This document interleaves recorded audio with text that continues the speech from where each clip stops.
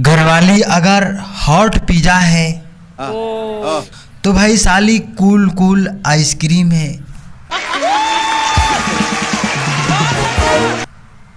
तंग आ चुका हूँ यार पिज़्ज़ा खा खा कर। अब तो मुझे आइसक्रीम ही खाने का ड्रीम है। अब भाई पत्नी और साली में बस यही फर्क है कि साली जूता चुरा कर पैसा मांगती है और पत्नी जूता दिखाकर।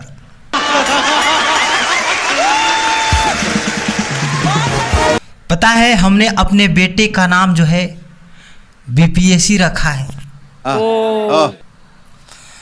अब लोग पूछते हैं कि आप अपने बेटे का नाम बीपीएससी क्यों रखा है। तो भाई मैं कहना चाहूँगा कि हम और हमारी पत्नी दोनों यूपीएससी का तैयारी करते थे, हाँ, लेकिन दोनों असफल रहे। फिर क्या हम दोनों की कुंडली मिल गई और शादी हो गई। तो फिर क्या शादी के बाद वहीं सनी पाजी के मूवी वाला मारधार एक्शन शुरू हुआ और उसके ठीक 9 महीने बाद एक गोलू मोलू सब पदार्थ आया हम लोगों के घर, जिसका नाम हम लोगों ने बीपीएससी रख दिया। ताकि भविष्य में लोग पूछे कि आपका यूपीएससी क्यों नहीं निकला, तो हम लोग जवाब दे सके यूपीएससी नहीं निकला तो क्या हुआ, हम लोग बीपीएससी निकाले हैं ना। भाई हमें तो लगता है कि मोदी जी से आगे हम बेरोजगार लोग ही हैं। हाँ, मोदी जी कहते रह गए कि भारत को दुनिया का तीसरा सबसे बड़ा अर्थव्यवस्था बनाना है, नहीं कर पाए। वहीं हम बेरोजगार लोग दिन रात मेहनत कर करके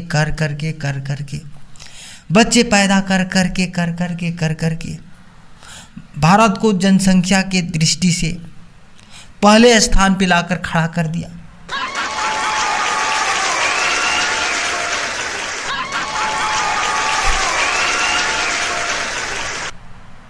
मोदी जी कहते रह गए अब की बार 400 पार, लेकिन नहीं कर पाए। वहीं हम बेरोजगार लोग बिना बोले ही कर दिए अब की बार 140 करोड़ पार।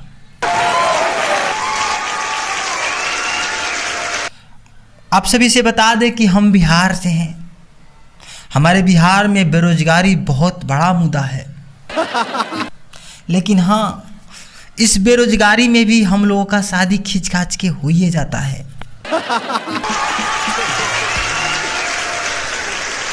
और जैसे कि हम बताएं बेरोजगारी बहुत ज़्यादा है, तो शादी के बाद हम लोगों के पास तो कोई काम धंधा रहता नहीं है।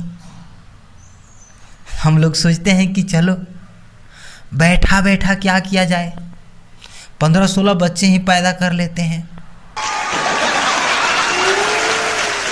जाना पड़ेगा दोस्तों, 17वां का इंतजाम करना है। अब लोग पूछते हैं कि आप इतने बच्चे पैदा क्यों करते हैं। भाई महंगाई की वजह से।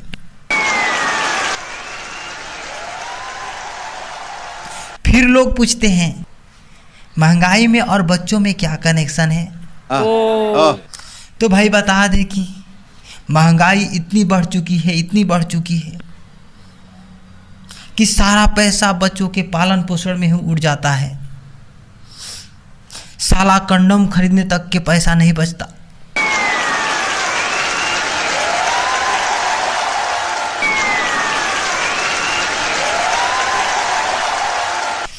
इसी के चलते हर 9वें महीना में नन्हे मुन्ने मेहमान का आना जाना लगा रहता है।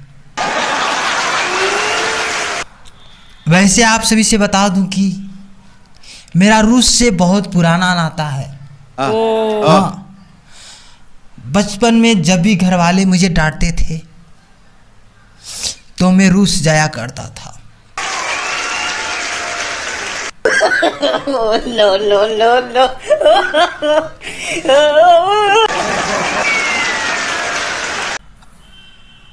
और अपने देश में चमचों की गजब खुजली है यार।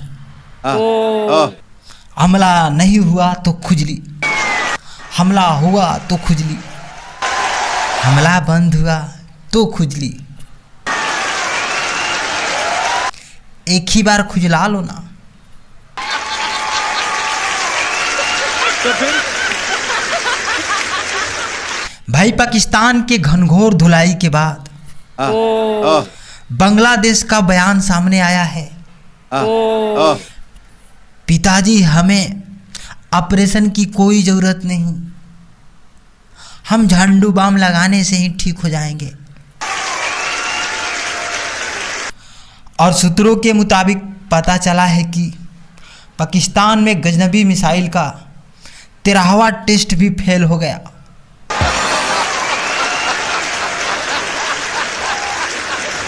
हाँ भाई, फेल की भी हद होती है। इतना तो हमारे यहाँ 10वीं का बच्चा भी एग्जाम में फेल नहीं होता।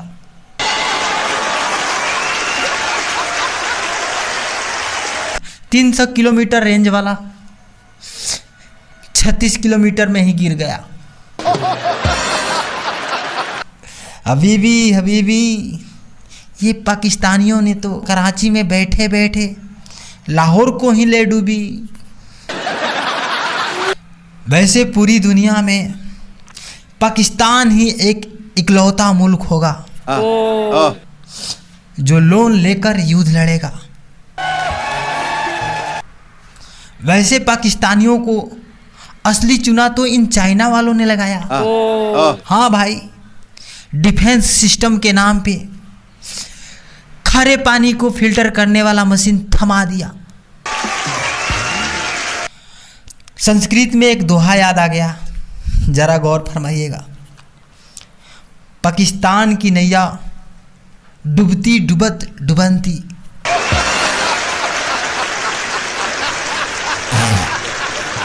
और पाकिस्तान की हालत फटती फटक फटनती।